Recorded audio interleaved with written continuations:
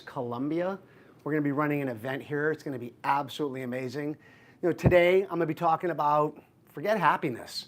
And we want to start going for joy. We want to go for joy in our life. And I want to talk about what that means. I want to talk about the importance of joy and happiness.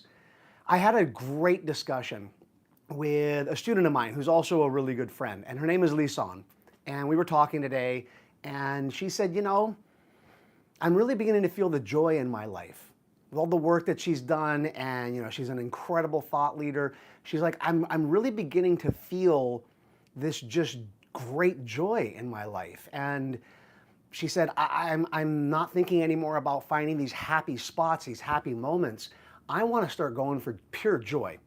So I asked her, I said, what do these words mean to you? I'm about to teach an NLP training here in Vancouver, and words have different meanings to different people. And she said, she goes, happiness is something that you can create even in a not so great moment. You can be having a bad day and someone cracks a joke and you laugh, and that's happiness.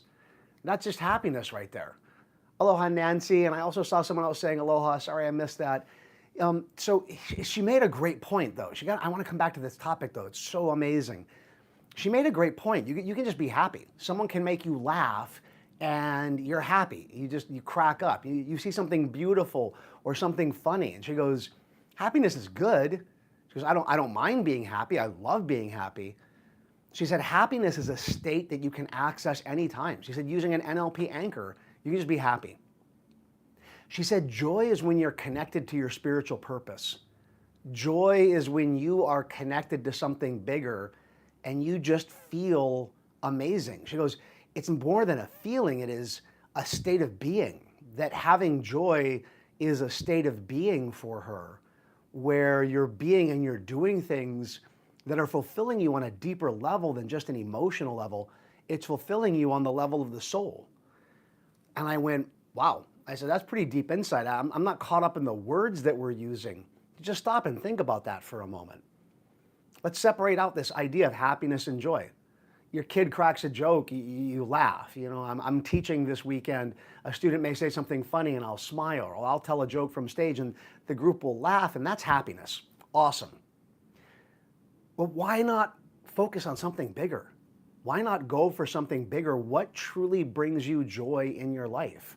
What connects you to a deeper feeling of that beingness in the space where you just love who you are and what you're doing? And I think that's what she was saying about joy, that there's this love of what you're doing and who you are. And when you have that in your life, I think it brings a deeper level of fulfillment. I think it brings a deeper level of connection to who you are. So I want you to just stop and think about this during this week. What are the things that in your life, when you're connected with it, it truly brings you joy?